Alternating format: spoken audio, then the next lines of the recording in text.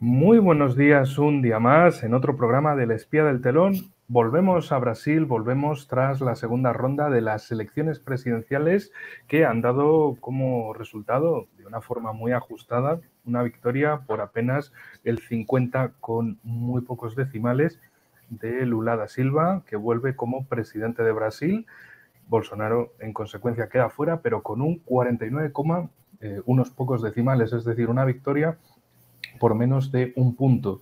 Una victoria muy ajustada, un escenario en el que nos dan una situación de Brasil aparentemente polarizada entre los bolsonaristas y los lulistas, diferentes protestas, reportes de actos de violencia, asesinatos, etcétera, que bueno, están dando lugar a una serie de alertas, alarmas dentro y fuera de Brasil. Y para analizar la situación, hoy contamos con Lucas Leiroz, desde Brasil, periodista y politólogo. Mucho gusto de tenerte aquí.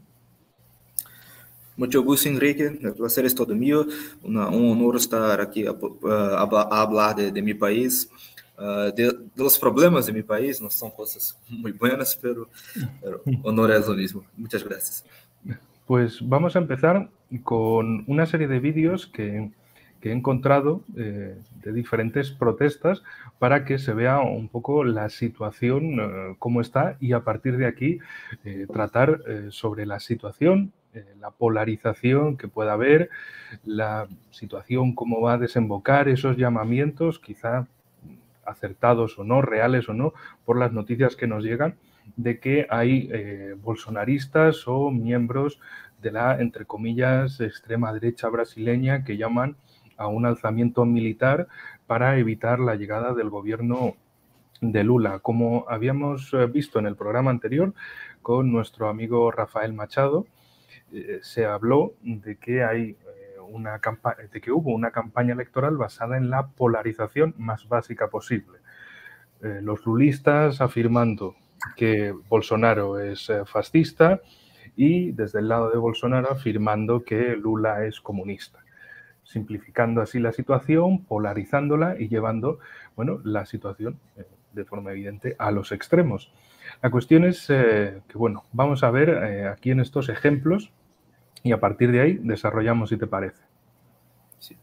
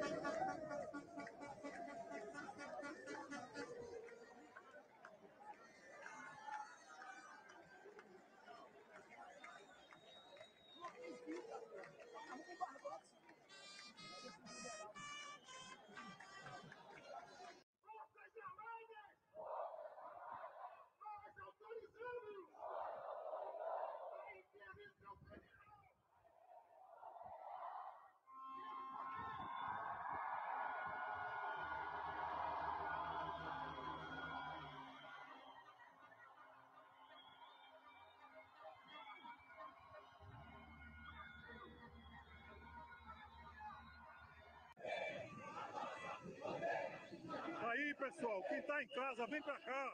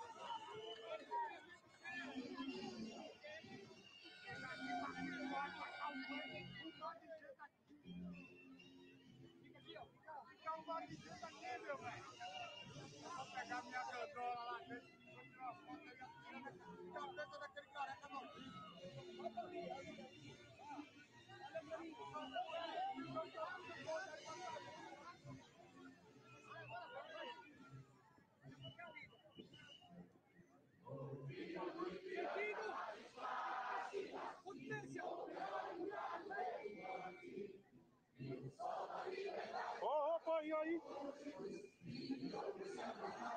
Vai pessoal não virar. Aí, para não virar. Vem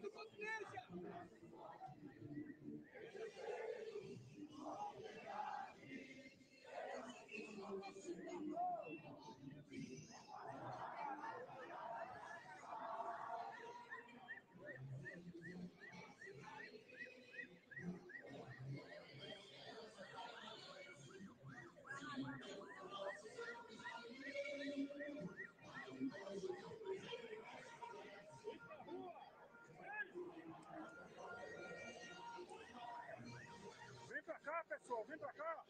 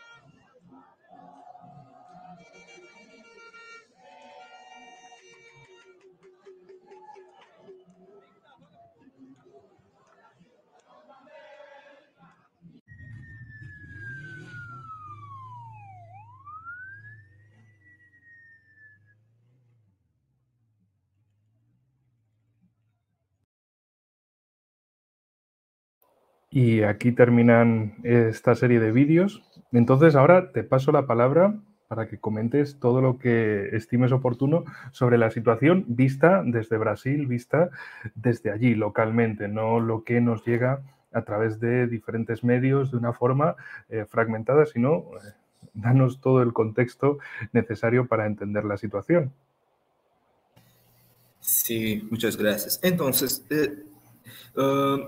estos vídeos son imágenes muy frecuentes en la escena política brasileña en los últimos años.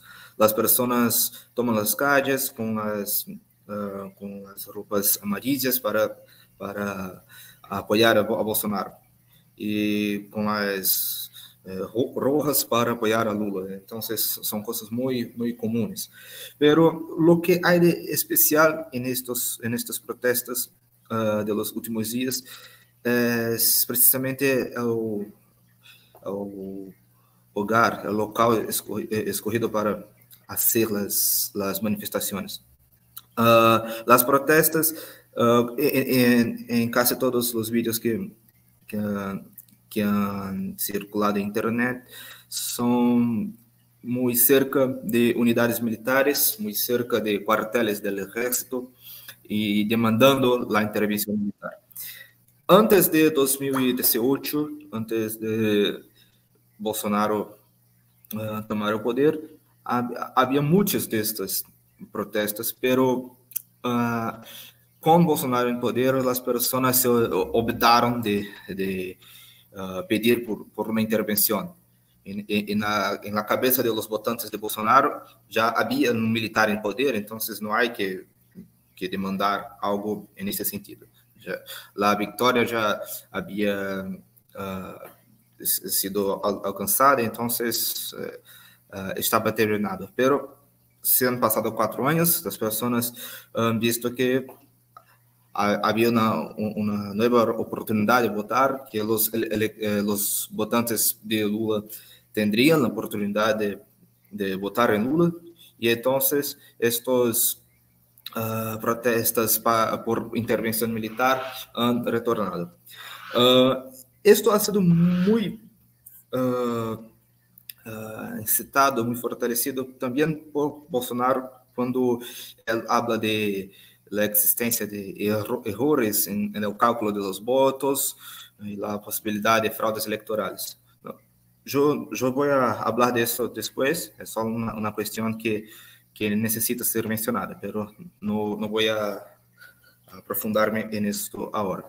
Entonces, las personas ahora están en las calles demandando una intervención del ejército para anular el proceso electoral y o tomar el poder y hacer un régimen militar, o llamar a nuevas elecciones. Son dos cosas muy complicadas de analizar por ahora, pues aunque haya algo de seguro en decir que es posible que haya errores en el proceso electoral, que es un proceso electrónico, es un proceso muy polémico, aunque esto sea correcto, las elecciones ocurrieron y ya han sido terminadas, hay un resultado y las Fuerzas Armadas no tienen una disposición para interferir en esto. No es de competencia de los militares, es algo que es de la justicia electoral. Entonces es muy difícil creer que esto va a ocurrir. Pero las personas no lo demandan. Estos son vídeos que están en las capitales, en las ciudades grandes donde hay grandes cuarteles militares. Pero las protestas han sido muy grandes también en las zonas rurales de Brasil, donde están los grupos del agronegócio, los grupos de los agricultores, que son una facción muy importante de apoyo a Bolsonaro. De entre ellos están los camioneros que trabajan para los agricultores y llevan la comida del campo a la ciudad. Los camioneros han controlado las vías, los caminos, las carretas, y nada pasa. Entonces, ellos tienen el poder de decidir si la ciudad va a tener comida, va a tener cosas para existir en el día siguiente. Esto ha causado muchos problemas. Esta es la razón por la cual Bolsonaro ha incluso demandado de los camioneros que no hagan más estos bloqueos. Pero antes de eso, la situación ya había empeorado mucho, pues movimientos sociales que tienen alguna ligación, que apoyan a Lula, aparte de los trabajadores, ya han iniciado una acción de milicias para liberar los caminos. El movimiento de los trabajadores sin teto, son un movimiento de trabajadores que no tienen casa, que no tienen donde vivir, que es un movimiento que apoya a Lula, ha empezado a actuar como milicia en las ciudades rurales, ha empezado a atacar las personas en las ciudades. Ayer tuvimos un caso muy triste de un apoyador de Lula que ha lanzado un auto contra 16 personas que estaban en una protesta a favor de Bolsonaro. Se han herido mujeres y niños en este ataque.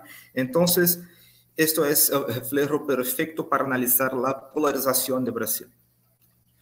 Las personas de amarillo contra las personas de rojo, que apoyan a Bolsonaro contra las personas que apoyan a Lula.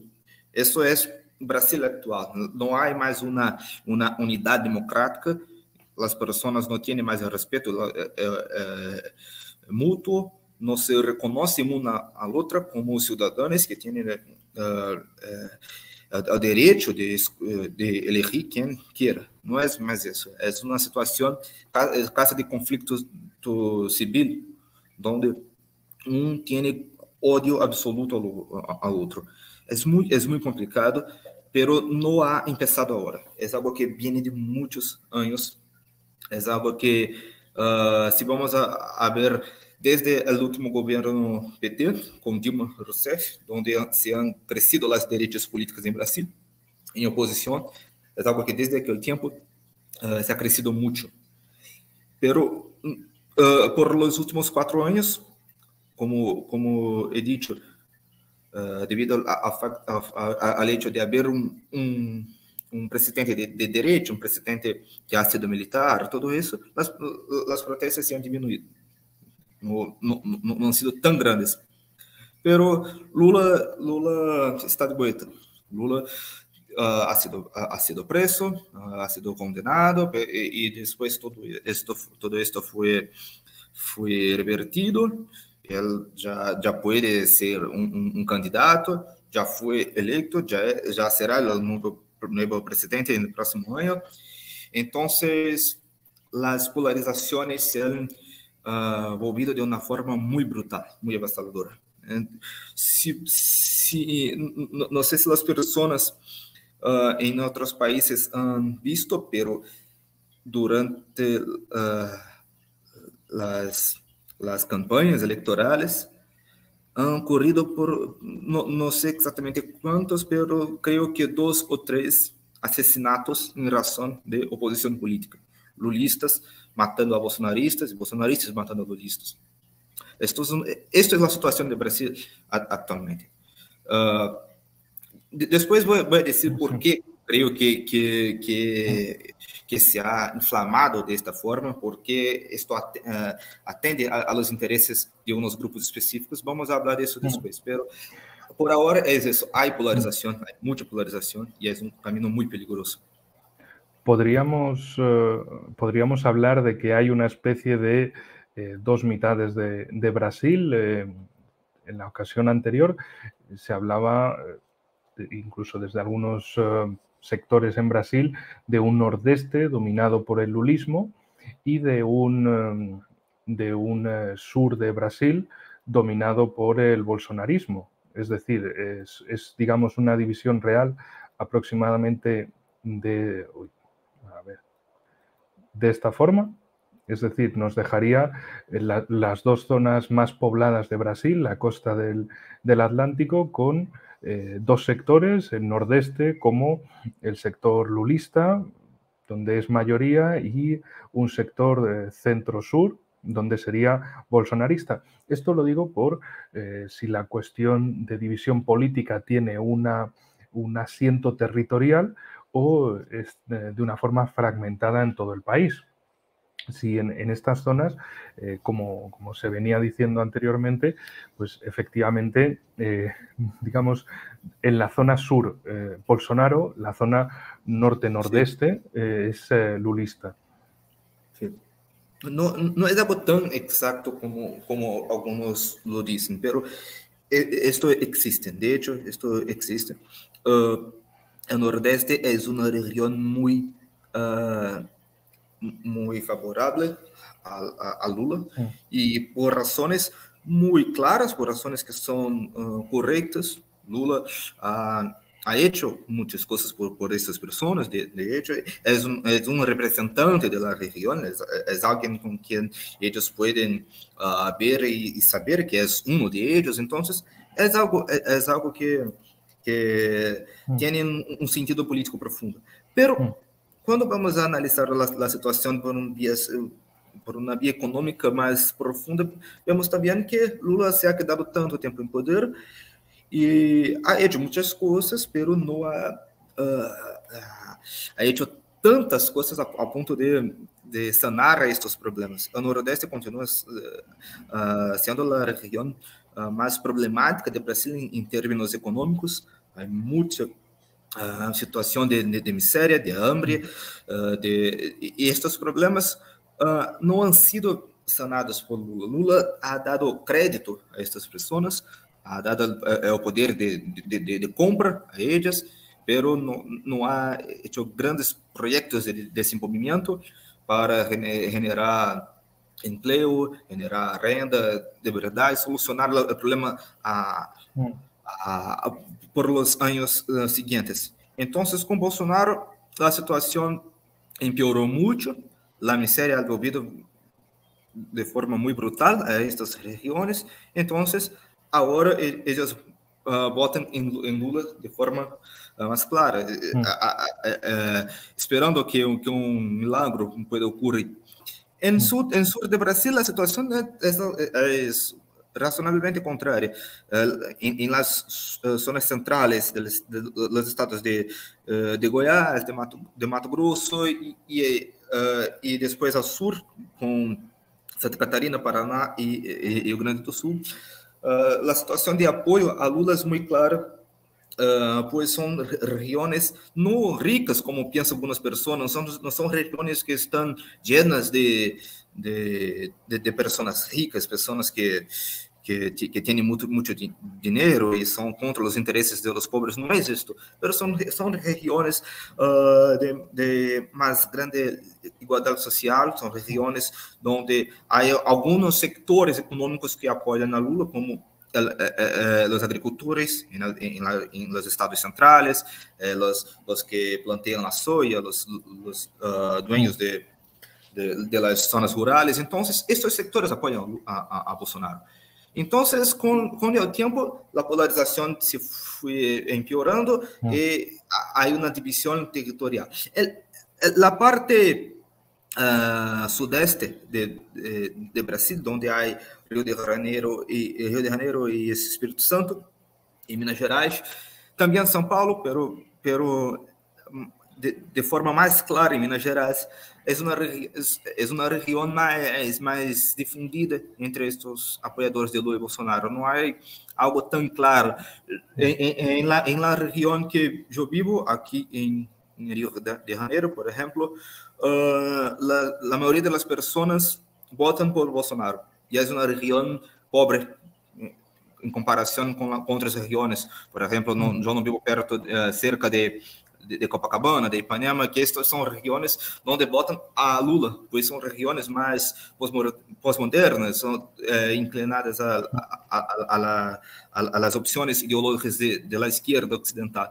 Entonces, es una situación más complicada, no es tan clara, no es tan aclarada como Nordeste y Sur. Pero, históricamente, el Estado que tiene el poder de decisión por los presidentes en Brasil es Minas Gerais. Es un estado muy complejo. Minas Gerais es un estado donde hay tanto agronegócio quanto regiones muy de izquierda, donde hay zonas rurales muy grandes y también zonas urbanas muy fuertes. Entonces, es un estado muy complejo. Nosotros en Brasil tenemos el costumbre de decir que Minas Gerais es un resumen general de Brasil. Brasil entero se puede hacer un único estado, sería Minas Gerais, excepto por el mar. No hay litoral en Minas Gerais. Pero de resto es un resumen en Brasil. Entonces, esta situación geográfica y social muy compleja, muy única, hace de Minas Gerais el estado... Desculpa, eso fue mi lechuza. Entonces, esta situación muy única hace de Minas Gerais el estado que históricamente decide por los estados. Desculpa, por los presidentes. Y Minas Gerais, este año, tuvo un gran número de votos por Lula y la situación no fue diferente. Entonces, la situación geográfica, la división geográfica existe, de hecho, pero no es tan aclarada como algunos piensan. Hay algunas regiones más ricas de Nordeste que también votan por Bolsonaro. Y el norte del país es una región más compleja aún, pues es una región muy pobre, pero con la población muy dispersa. La mayor parte de la región norte no tiene nadie viendo allá, es la parte del Amazonas, que vamos a hablar después. Entonces, esta es la situación general de la división geográfico-política de Brasil actual. Ahora me gustaría, porque en el mapa anterior hablamos del sur y del norte-nordeste, pero había una zona que deliberadamente la dejamos aparte y que otros quieren dejarla muy exactamente aparte.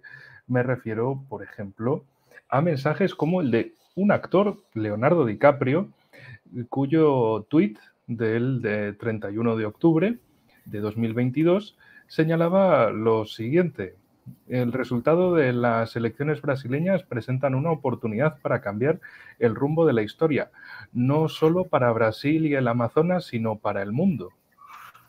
Sí. Brasil y el Amazonas. Es interesante, ¿no? Ya no es una misma cosa. La Amazonía no tiene su mayor parte en Brasil, así como en otros países como Colombia y Perú, donde en Perú, de hecho, nace el Amazonas. Ahora aparece separado, y no es que lo diga un activista político dedicado al activismo político siempre, sino que hasta lo dice un actor. Sí. Y deja entrever esa cuestión de que sí, cambio climático, de fondo, y el Amazonas. Entonces, este es un tema muy recurrente porque, como hemos visto, hay políticos de la izquierda postmoderna en Sudamérica que están a favor de la internacionalización del Amazonas por razones de cambio climático, de protección ecológica. Pero la cuestión es que desde la parte de Lula es donde más se habían posicionado a favor de una internacionalización. No se sabe en qué condiciones, pero básicamente separar un 45% del territorio brasileño y dejar el país apostado hacia el nordeste lulista, el sur bolsonarista, mientras que el Amazonas quedaría como un elemento aparte que arrastraría a otros países de la región, empezando sobre todo por Perú y Colombia, que son los siguientes que tienen más territorio de la cuenca amazónica.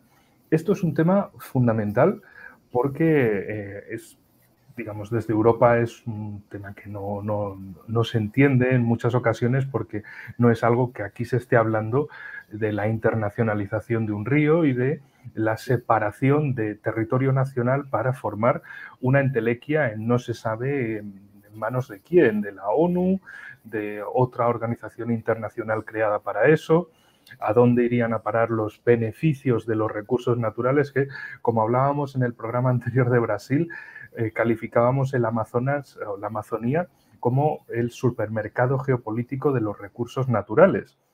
Tienes de todo en grandísimas cantidades, empezando por dos elementos fundamentales, madera y agua, así como otros recursos minerales, donde no olvidemos la minería ilegal es un grave problema desde Perú hasta la desembocadura en Brasil.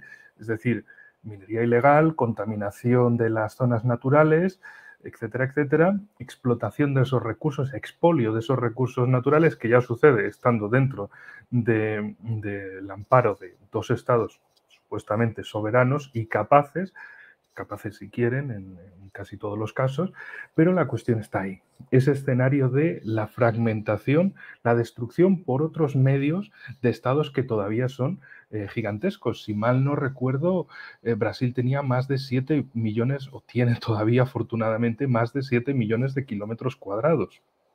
Es decir, es el gigante no solo suramericano, sino también americano, que rivaliza con los Estados Unidos de América en el norte del continente. Es decir, sería una manera para el rival estadounidense, porque es desde allí donde más se promueve esta opción de la internacionalización de la Amazonía, sería básicamente cargarse al segundo competidor y barrer a todos los demás países hispanoamericanos de la zona, que se quedarían reducidos a una franja de montaña y de costa. Es decir, mirando hacia el Pacífico en unos casos y, en el caso de Brasil, hacia el Atlántico. Mientras tanto, ese corazón gigantesco de la Amazonía quedaría en manos de no se sabe qué.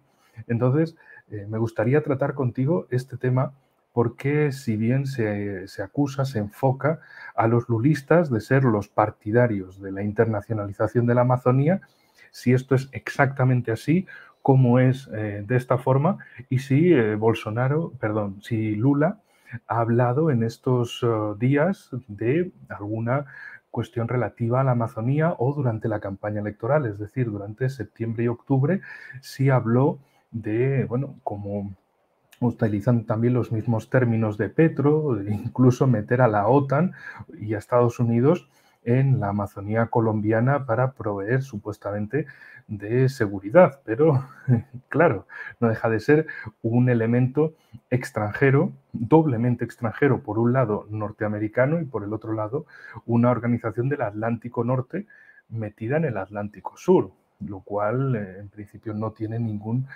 sentido lógico de la cuestión y, bueno, en un ámbito geopolítico es un despropósito completo, es meter al enemigo evidente en la propia casa. Perfecto, Enrique. Esta cuestión de Amazonas es muy, muy seria.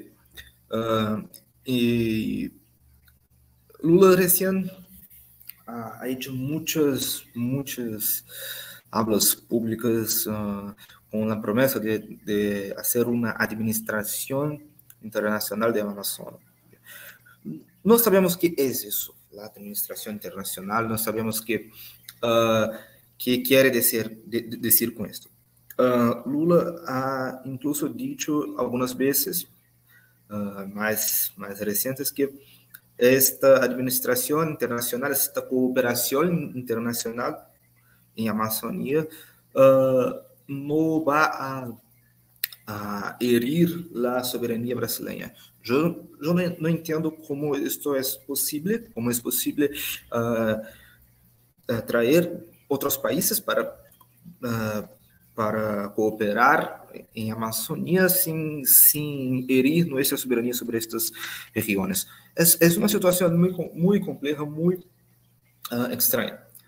Y vamos a analizar comprendiendo, en primer lugar, qué interés extranjero Lula está a atender con estas promesas, con estas declaraciones. Muy bien. Año pasado, Lula hizo un viaje diplomático por Europa y en este viaje él ha dicho a Olaf Scholz que Alemania iba a participar de la administración de Amazonia. Desde entonces, este discurso ha venido a público muchas veces. En este mismo viaje, después de encontrar a Scholz, él encontró con Macron, que es una de las personas que más defiende la administración internacional, la internacionalización de la Amazonía. Entonces, Lula dejó claro en este viaje que su tendencia geopolítica, su tendencia en política externa, sería algo por la cooperación entre Brasil y Unión Europea. Cuando hablamos de Lula, muchas personas fuera de Brasil piensan, e incluso en Brasil también, piensan en BRICS, piensan en Rusia, China, India, pero el Lula de hoy es un Lula que piensa en la Unión Europea, que piensa en el discurso no de las izquierdas latinoamericanas, las izquierdas clásicas bolivarianas o cosas así, pero en las izquierdas liberales, democráticas occidentales. Este es Lula actual. Y no es algo muy difícil de saber por qué, de saber la razón. Lula ha sido preso, ha sido condenado, ha sido quitado por completo de la arena política y después volvió como un candidato, ahora va a ser presidente de nuevo. ¿Cómo eso fue posible? ¿Cómo eso ocurrió tan rápido? En mi opinión, como analista, es muy probable que Lula ha hecho algún acuerdo, algún compromiso que va a atender los intereses extranjeros y ha dicho estos acuerdos para volver al poder, pues a las potencias extranjeras interesa a alguien con la popularidad de Lula, que Bolsonaro tiene popularidad, pero es alguien muy instable, que no está adaptado a las normas internacionales. Lula tiene esta etiqueta, tiene esta adaptación al juego internacional y es popular. Entonces, actualmente él es el candidato que a los grupos extranjeros más les gusta. Años pasados era Bolsonaro en un contexto mundial donde teníamos Trump en Estados Unidos, teníamos Netanyahu en Tel Aviv, pero ahora es Lula é mais interessante para as potências estrangeiras que querem lá interferir nos negócios brasileiros, na situação política brasileira. Sí, eso es un tema, si me permites, es un tema muy interesante porque, claro, de Bolsonaro lo que se conocía era su apego al Estado de Israel, digamos, a la extrema derecha sionista de Estados Unidos, y de repente, a partir de la pandemia 2020 y sobre todo en este 2022, aparece como una especie de giro hacia los BRICS, de buscar el comercio hacia Rusia, China e India e intentar salvar la situación interna utilizando esa plataforma que había heredado como presidente en Brasil. Aparecen esos contratos, sobre todo famosos, de los fertilizantes rusos, las exportaciones a China y como que el presidente que antes era el presidente sionista, ahora se convierte en un presidente en favor de la multipolaridad, Sí. en favor de otro mundo, especialmente con Biden en la Casa Blanca, porque digamos, Biden es el Lula de Estados Unidos, entre comillas, para resumirlo, es esa nueva izquierda progresista, izquierda caviar, izquierda caniche, izquierda fucsia, izquierda woke, como se llama en diferentes países. Sí. Y la cuestión es ese reposicionamiento de Bolsonaro. Si fue algo sincero, algo oportunista y, sobre todo, si eso generó molestias en sus anteriores socios de Norteamérica o de Europa, al considerarlo que, bueno, el que antes parecía un presidente sumiso, alineado con la unipolaridad, con el Estado de Israel, con Estados Unidos, con Europa, de repente es un tipo que cuando las cosas se ponen feas, cuando la situación se complica, no deja de ser un capitán del ejército brasileño. ¿Y esto qué significa? Que al fin y al cabo lo que defiende es la unidad nacional, fundamental, y el desarrollo de Brasil. Es decir, sálvese Brasil porque yo soy el presidente de Brasil. ¿Las cosas tú crees que van acertadas por ahí?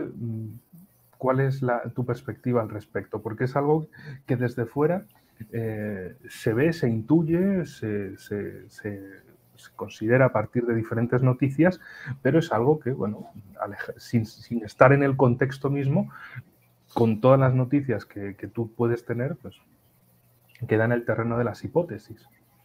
Sí. Perfecto. Entonces, ¿es posible responder a las dos preguntas haciendo una comparación muy clara? Actualmente, con el escenario geopolítico como lo tenemos hoy, Bolsonaro, si gana la disputa, si ganan las elecciones, sería el presidente que llevaría a Brasil a una guerra en la Amazonía. Lula, una guerra que Brasil la perdería. Lula va a ser el presidente que va a dar Amazonía sin guerra alguna. Esta es la diferencia básica de ellos en el escenario mundial. La situación sería otra, a depender de la situación geopolítica. Pero la geopolítica no es estática. No es estática. Bolsonaro ha ganado las elecciones en una situación americana con Trump, donde había algo favorable a la expansión del conservadorismo liberal, de este pensamiento algo más distante de las izquierdas. Entonces la situación cambió en Washington, cambió en Tel Aviv, que era también un aliado de Bolsonaro en el tiempo de Netanyahu. Entonces la situación cambió mucho y Bolsonaro ha tornado un paria internacional, alguien con quien nadie quiere negociar, quiere hacer diálogo diplomático.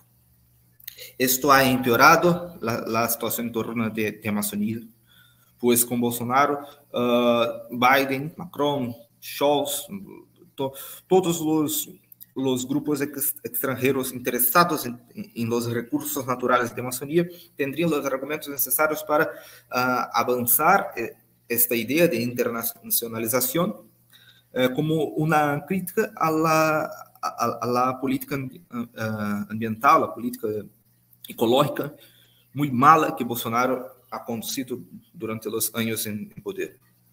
Entonces, Bolsonaro está haciendo una mala administración de la Amazonía. Entonces, las Naciones Unidas tienen el derecho de enviar tropas allá y hacer un territorio internacional. Pero no es así que las cosas trabajan en el derecho internacional. No existe ninguna previsión legal, no existe nada que torne legal la idea de tomar un territorio de un país simplemente porque ese país hace una mala administración. Esto no existe. Bueno, tampoco existía la legítima defensa preventiva hasta que Exacto. George Bush Jr. se la inventó Sí. Y también el eje del mal y toda una serie de países que Sí, debían de perfecto. acabar. Entonces, bueno, sabemos que pueden hacerlo, tienen los medios y las intenciones para hacerlo. Sí, el problema es que el derecho internacional se convirtió con el tiempo en una especie de herramienta, de arma, de instrumento para la dominación, simplemente. Yo fui investigador de derecho internacional por mucho tiempo y un tema que yo investigaba era la cuestión de los momentos en que el derecho internacional se renace, donde las violaciones se tornan normas. Las intervenciones humanitarias fueron uno de estos momentos y ahora las intervenciones humanitarias serían intervenciones climáticas, intervenciones ecológicas y Brasil sería un laboratorio de estas medidas. Ellos querían hacer de Brasil una situación como de Kosovo, como de Serbia, y así promover la balcanización del territorio brasileño con la Amazonía como un grupo de estados muy pequeños o como un territorio internacional donde ningún estado podría tomar. Lo que sabemos muy bien que es una disculpa para dejar estos territorios en las manos de grandes conglomerados privados, de grandes multinacionales. Entonces, la situación de Brasil está muy tendente a este escenario ahora con Lula, y no apenas con Lula, como también con las nuevas izquierdas de Latinoamérica, con Petro, como has dicho, Petro llamando a la OTAN para poner tropas en la Amazonía. Esto es un absurdo completo. Entonces, esta es la intención actual de estos presidentes. No creo que esto va a cambiar de forma tan fácil caso en 2 años vuelva un presidente republicano en Estados Unidos. No creo. Pero lo que creo es que con un presidente republicano en Estados Unidos y alguien como Bolsonaro en poder en Brasil, sería algo más fácil de hacer las negociaciones, de hacer el diálogo, do que será ahora con Lula. Lula está más inclinado a esta posición de hacer la ecología globalista una prioridad gubernamental. Esta es la situación actual. Entonces, con este cambio de la orientación de Lula, ¿cómo crees que va a establecerse en organizaciones internacionales como el grupo de los BRICS, donde aparentemente van a ampliarse, hay candidatos nuevos, Argentina quiere postularse, Irán, Arabia Saudí, incluso Turquía, parece que, bueno, Turquía que le encanta a Erdogan jugar todas las barajas que pueda, diferentes países en el mundo donde podrían ampliarse a ese club de ahora 5, pero ya veremos cuántos podría haber y si le pueden disputar incluso ese liderazgo simbólico y real al G7 compuesto principalmente por países occidentales, norteamericanos, europeos, de ese, digamos, ámbito occidental, Entonces, la cuestión es saber si los BRICS serán capaces de tomar, por un lado, una posición altamente relevante en el mundo, de futuro, y cómo se encajaría el nuevo Lula orientado hacia Occidente en ese sentido. Si mantendría los contactos con Rusia, China e India principalmente, si seguiría esa línea o bien si rompería relaciones, rompería contratos y se iría hacia un aislamiento técnico. ¿A qué me refiero? Señalaría que se va a alinear con los buenos, con Norteamérica, con Europa, etcétera, etcétera, pero al final es un abrazo traidor, porque lo que le pedirían sus aliados es, bueno, tienes que destruir tu propio país. El precio de la alianza, el precio de nuestra amistad es que tu país deje de existir, como existe ahora mismo. Que elimines, que entregues la soberanía en la Amazonía. Que luego, y esto es muy importante, siguiente cuestión, ¿cuál es la política de desarrollo que haya hablado Lula?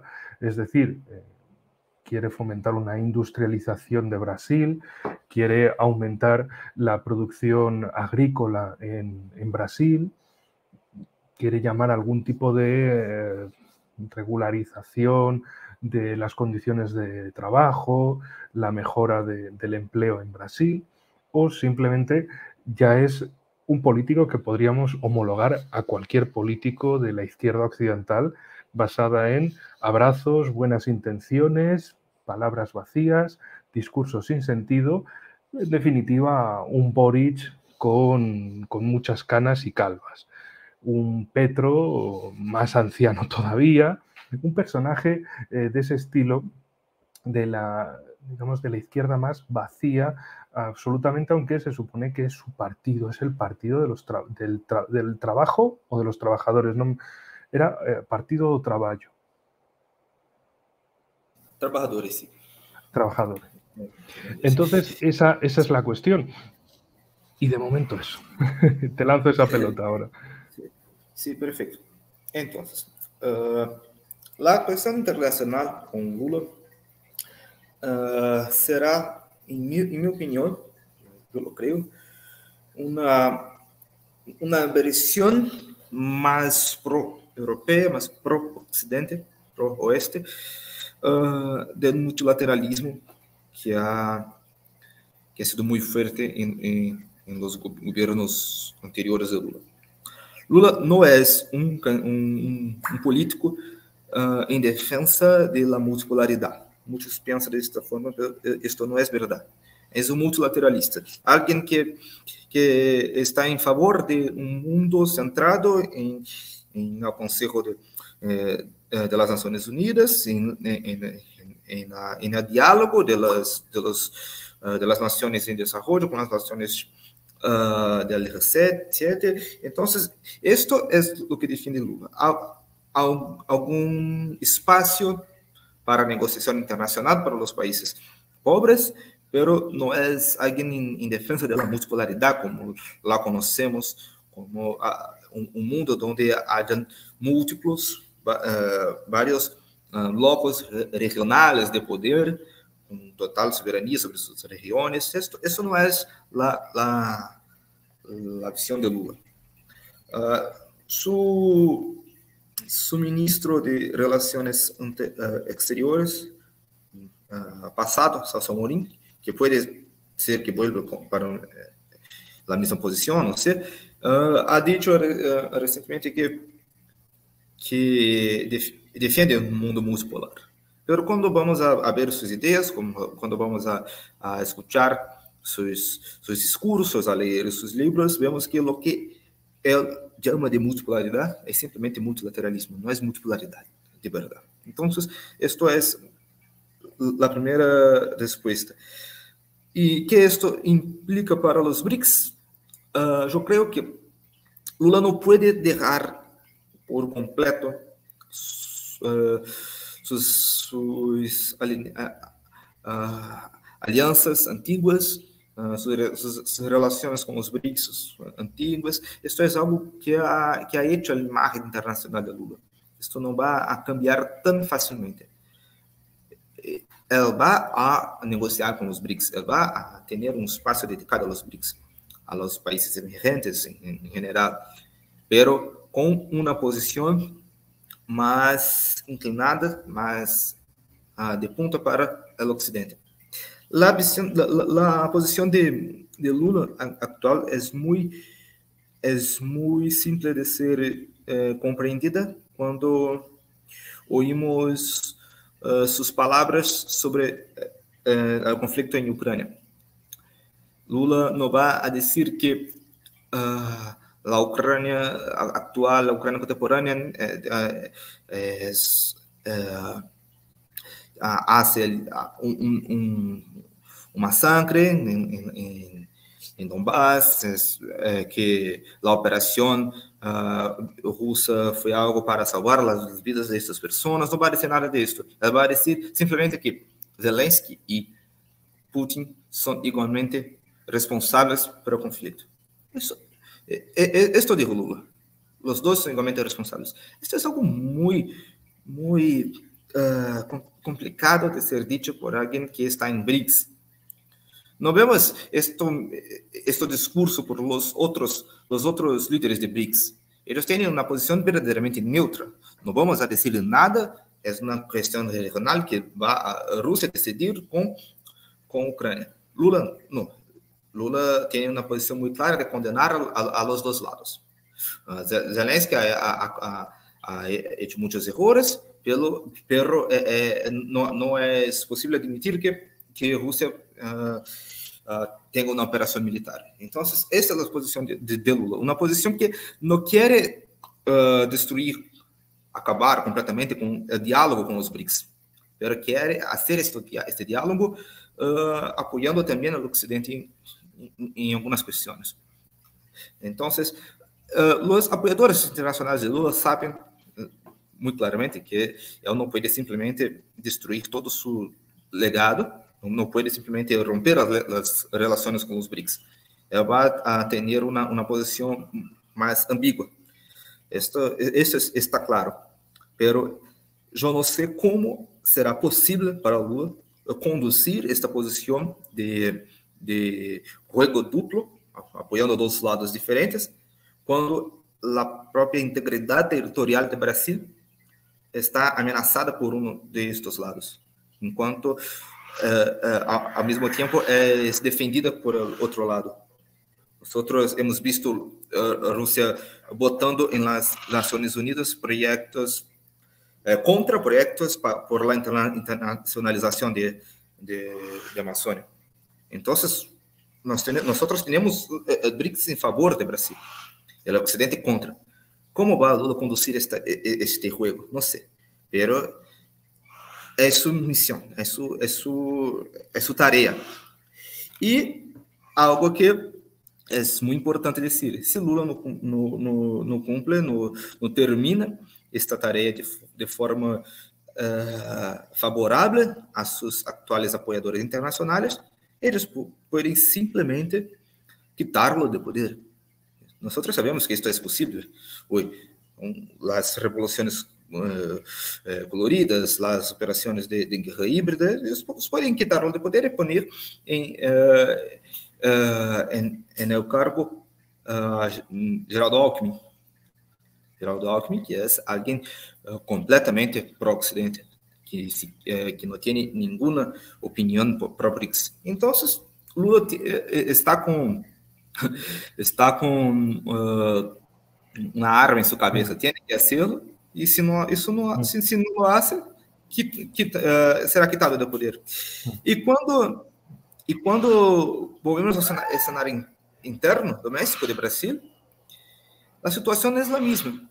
Lula ha intentado algunos proyectos de desarrollo cuando estaba en poder y ha sido quitado de poder no Lula, pero el gobierno del PT, después de Dilma Rousseff, que ha continuado estos proyectos, ha sido quitado de poder por eso. El Partido de los Trabajadores fue atacado por las élites internacionales pues tenía proyectos de desarrollo, proyectos muy, muy pequeños que no han cambiado la situación de pobreza, de desempleo en Brasil de forma muy estructural. Eran proyectos muy incipientes, pero eran algo. Y solamente por eso han sido quitados de poder. Entonces, ahora la situación es muy más seria. Si Lula hace un proyecto de desarrollo en Brasil, simplesmente pode sair de poder no dia seguinte.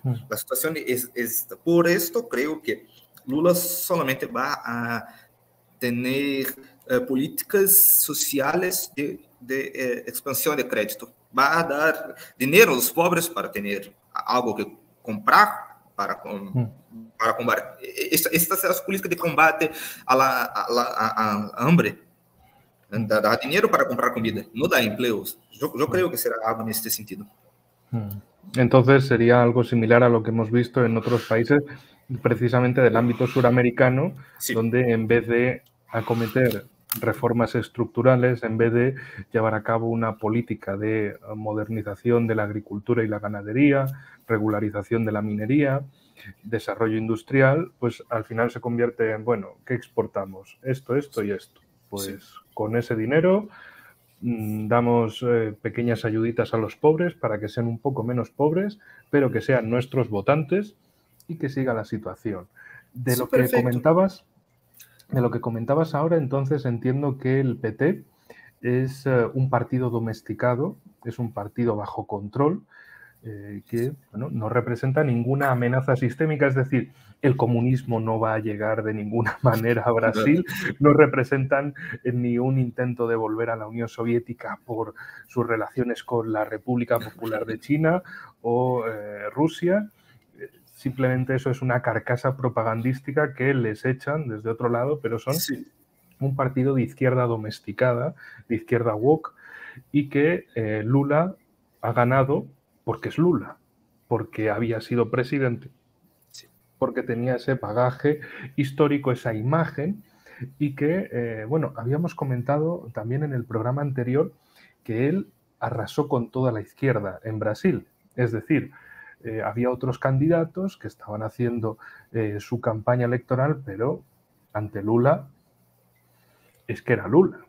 Es que era un gigante político en ese lado del espectro político. Arrasó con toda la izquierda, consiguió, digamos, esa unificación. También con un discurso, pues bueno, un típico discurso homologable también a lo que encontramos en Europa de un lado es la libertad, el otro es el fascismo y el otro lado te dice, no, nosotros somos la libertad, los otros son el comunismo. Una simplificación de discurso estúpido y absurdo, pero que sirve para polarizar y conducir a la sociedad. Lo que más temor me produce es esa posibilidad de calentamiento de la situación, escalada y conflicto civil serio. Por otro lado, Bolsonaro, que le acusaban de no decir nada o de, bueno, de mantener una postura silenciosa, en Twitter escribía un llamamiento a que los manifestantes abandonaran las rodovías, las carreteras, que digamos sería el preanuncio de, bueno, entregamos el poder, hemos perdido las elecciones.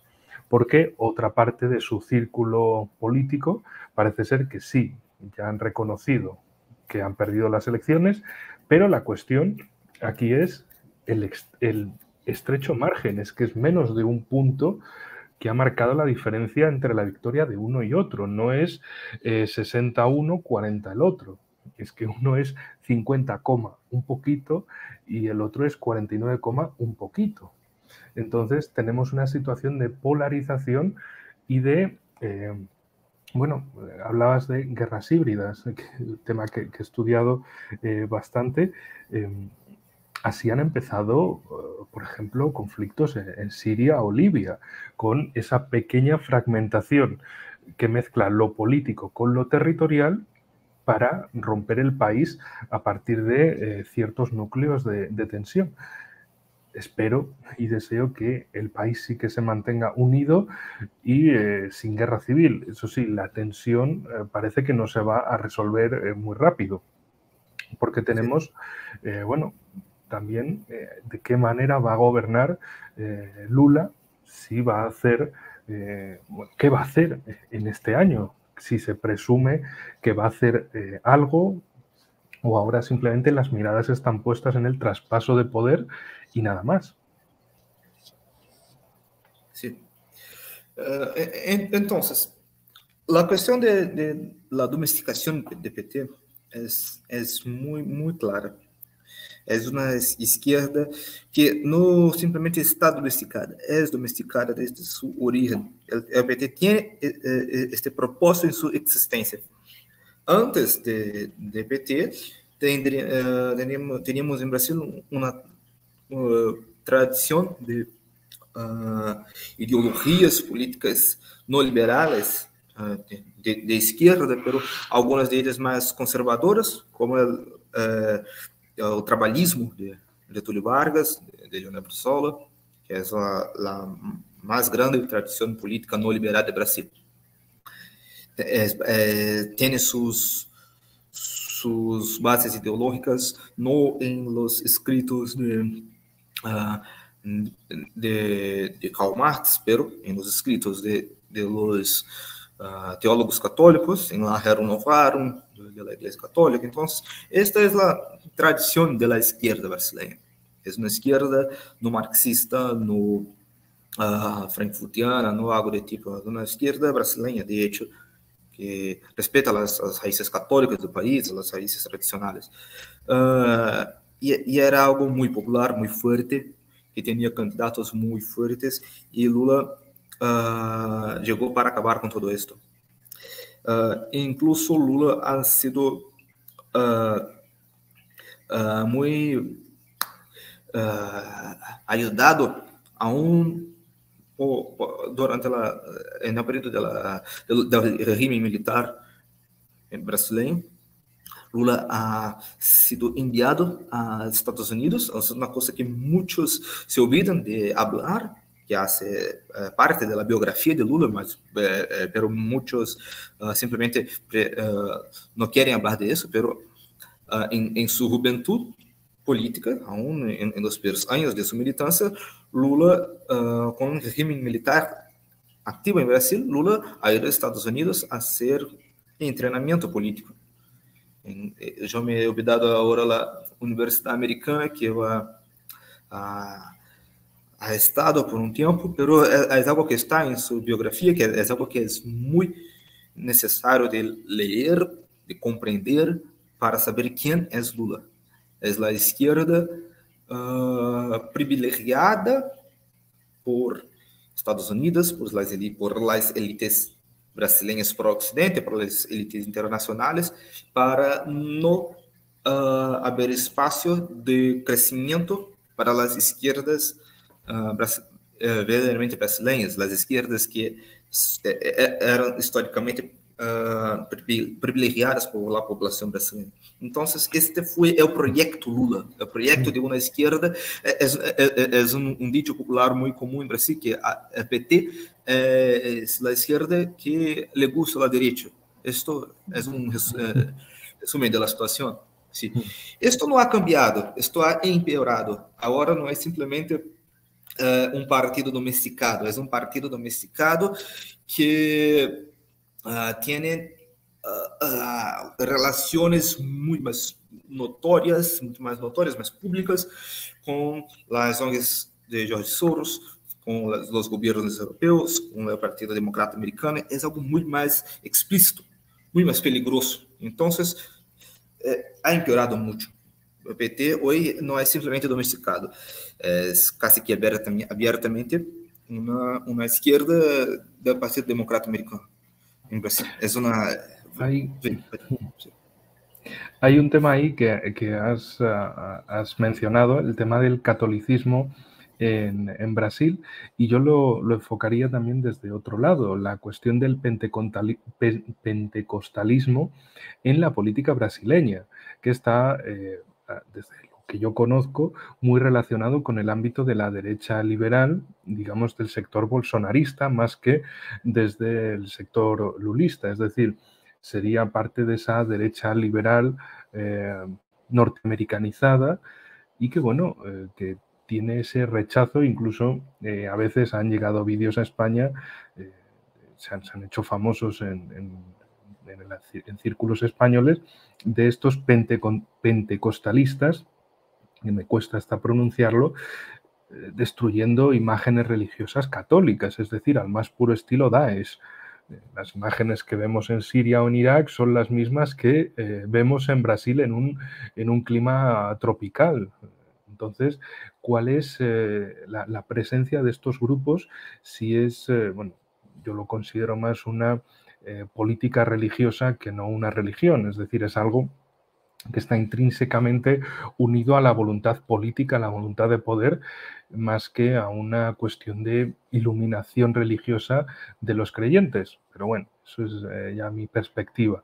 En este sentido, ¿cuál es la presencia y la acción de estos grupos en la política brasileña? Si están repartidos por todo el espectro político o están más concentrados en alguno de ellos, como pudiera ser, digamos, el bolsonarismo. Sí, muchas gracias. Esta es una pregunta muy importante. Y hay también problemas de Lula en esta cuestión del neopentecostalismo. Yo voy a hablar de eso, pero vamos. El fenómeno religioso neopentecostal no es algo reciente, es algo que ya tiene algunas décadas, ya hace muchos años. Pero su crecimiento exponencial, su gran expansión en la población brasileña es de los últimos años, que ha tornado una potencia política muy clara, muy fuerte, con la cual todos los candidatos de la política brasileña, desde simples parlamentares hasta los presidentes, todos tienen que dialogar con ellos.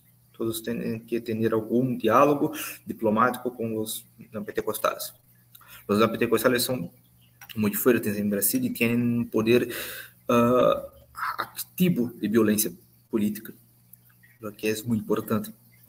Ellos tienen el poder de movilizar, de hacer una movilización de la juventud de las regiones más pobres del país, incluso en las grandes ciudades, principalmente en las grandes ciudades, hacer una movilización de la juventud para lograr determinados objetivos políticos, así como lo hacen con los objetivos religiosos. Ellos atacan las iglesias católicas, atacan los templos de las religiones tradicionales paganas de Brasil, las religiones africanas e indígenas, atacan, destruyen las imágenes, hacen actos de violencia muy cruel contra los sacerdotes de esas religiones. Entonces, tienen un poder de violencia, un poder de movilización que puede ser utilizado políticamente. Y es utilizado políticamente. Es utilizado. Y en esta... Sí. ¿Y en esta campaña electoral han tenido alguna presencia, apoyo hacia algún sector o no un apoyo concentrado sobre uno de los dos lados, sino diferentes sectores apoyan a unos u otros en cada región? Sí, es importante. Vamos. En los 4 últimos años, este apoyo ha sido muy direccionado a Bolsonaro. De forma muy clara, muy visible. Bolsonaro era el candidato de los evangélicos, como les llamamos acá. Pero esta situación tiene que ser analizada junto a la situación social. Los neopentecostales son también la parte más pobre, más necesitada de la población. Ellos también han sido afectados por las malas políticas sociales de Bolsonaro. Entonces, parte de la fuerza de movilización para la derecha ha sido afectada. Esto es real. Hoy, já vemos muitos neopentecostais em Brasil que votam por Lula. Assim como vemos a situação religiosa em geral muito difundida. Não há uma divisião muito clara atualmente. Pero, sim, na grande maioria, são apoiadores de Bolsonaro. E eles também estão agora nas calles, participando das protestas, e também pode ser uma força de violência muito importante para a direita neste momento de polarização extremada em Brasil. Então, ha disminuído um pouco, pero aún existe. Não ha sido tão séria durante o período das eleições, pero nas eleições também não foram mobilizações populares tão fortes como estão sendo agora em reação ao resultado das eleições. Agora está muito pior, muito pior. Em poucos dias ha sido muito pior do que os anteriores. Pero é importante dizer que muitos dos que votaram por Bolsonaro agora já não lo hacen, pois han sido afetados por as malas políticas sociais. São também pobres, são também carentes e necessitados. Isto é algo real. Agora, eu gostaria de dizer uma coisa que é muito importante e muitos ignoram, que é a participação de Lula para o crescimento de los neopentecostales. La más grande, más poderosa y también es la más odiada, que también las otras iglesias evangélicas la odian, ¿no? En Brasil es la Iglesia Universal, que fue fundada por Edir Macedo. Edir Macedo es un sacerdote neopentecostal que ha ganado todo su poder gracias a Lula. Lula, para hacer un diálogo con estos grupos que estaban en crecimiento, ha simplemente dado a Edir Macedo un pasaporte diplomático. Entonces, él tuvo un pasaporte diplomático, ha viajado todo el mundo, fundando iglesias y tomando dinero de personas en todo el mundo, con muchos crímenes fiscales, muitos crímenes financeiros por o mundo inteiro. Incluso em África, muitos países han proibido esta igreja. Edir Macedo é odiado em Angola, por exemplo. Então, isto graças a Lula. Lula ha hecho muito disso. E a Igreja Universal é uma igreja que tem grande poder de mobilização, grande poder de violência. Y es también la iglesia que es más abierta a las ideas progresistas. Es una iglesia, por ejemplo, que es neopentecostal, pero es a favor del aborto. Es algo muy extraño, muy complejo.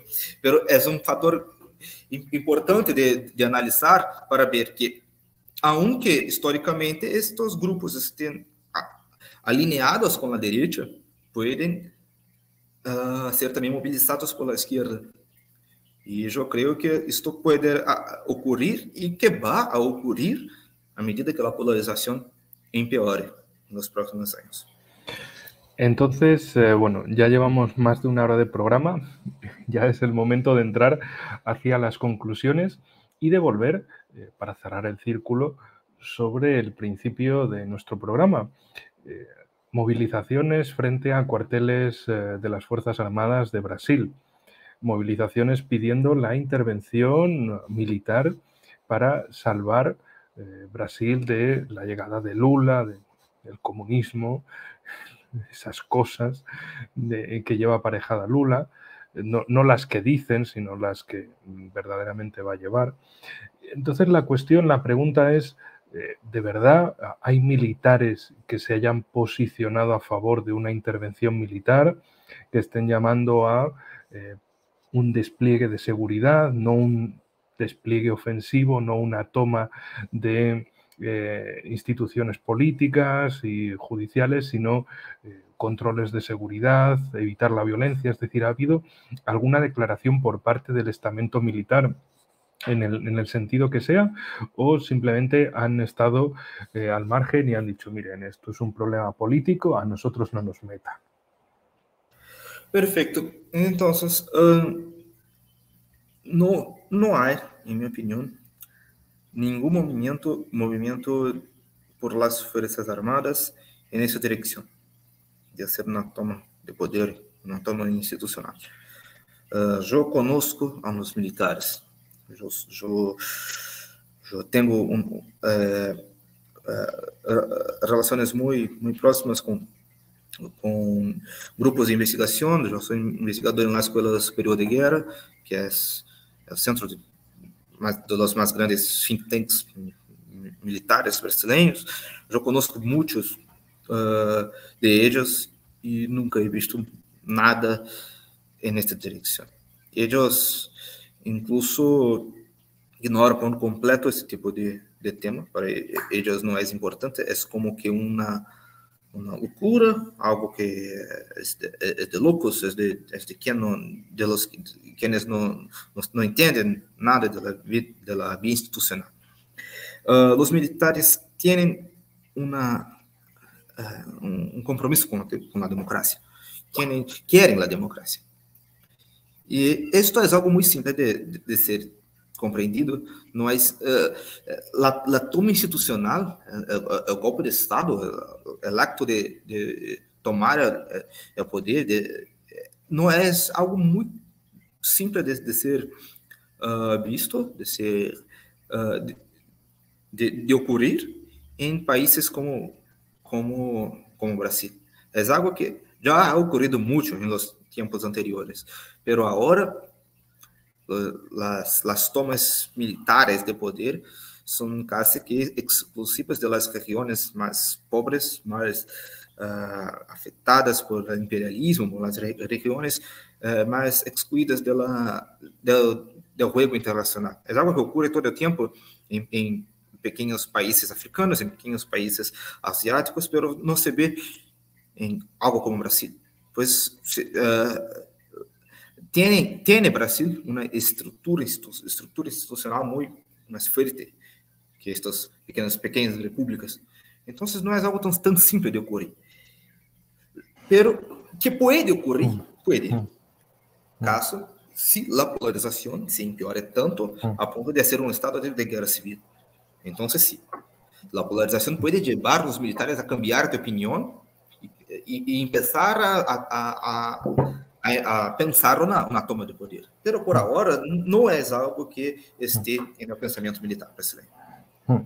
Entonces, de momento, la situación, para resumir, es polarización creciente por un lado y una transición de poder muy lenta por el otro. Es decir, tenemos esos dos caminos en paralelo donde hay pequeños movimientos por parte de la administración de Bolsonaro para señalar que efectivamente van a traspasar el poder y hay una polarización en las calles, hay violencia, hay muertos por desgracia y de momento la situación la podemos resumir en esa, una fractura más o menos general entre nordeste lulista, un centro-sur bolsonarista, con Minas Gerais como ese microcosmos que resume todo Brasil en una sola provincia.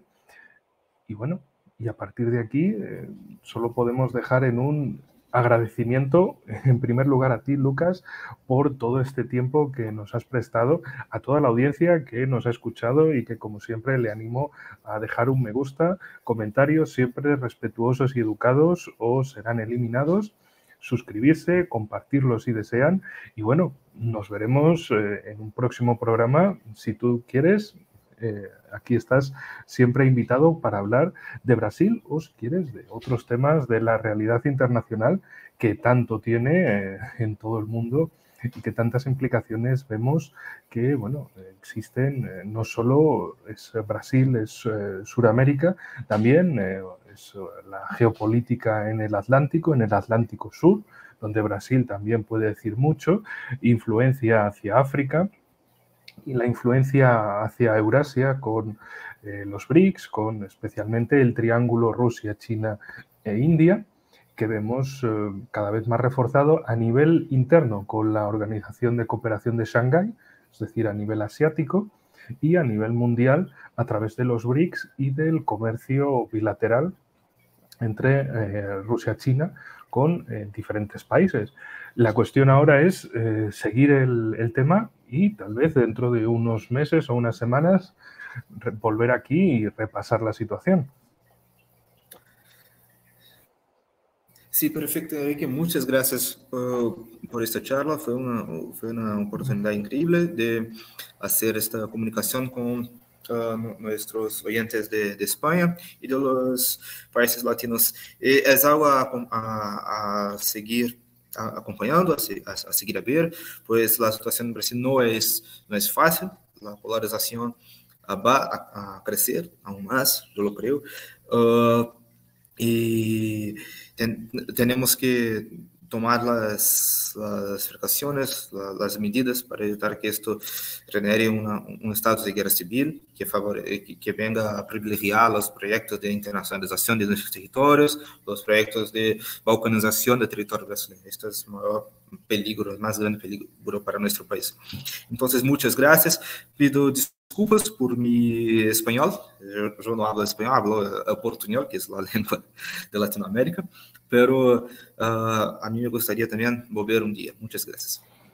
Está perfecto, no te preocupes, todos te hemos entendido y desde luego la situación en Brasil actualmente tiene esas vulnerabilidades terribles que en otros países han derivado en revoluciones de color, en guerras no convencionales, en definitiva en una de esas dos patas o incluso en las dos patas de la guerra híbrida desde el punto de vista estadounidense contra países objetivos, de acabarlos dividiendo, fragmentando territorialmente o como poco dando lugar a una guerra civil interminable como el caso de Siria desde 2011, bueno, el caso de Libia, que es todavía peor, también desde 2011, cómo se han mantenido en esa guerra civil o bueno, países que ayudaron mediante una invasión a estar autodestruidos, como el caso de Irak. Pero bueno, la cuestión es eso, es tener la capacidad de analizar, de comprender la situación a nivel nacional, allí en Brasil, y los desarrollos a nivel internacional. De nuevo, muchísimas gracias, Lucas, por todo este tiempo que nos has brindado y nos veremos en el próximo programa a todos. Un gran saludo, amigos.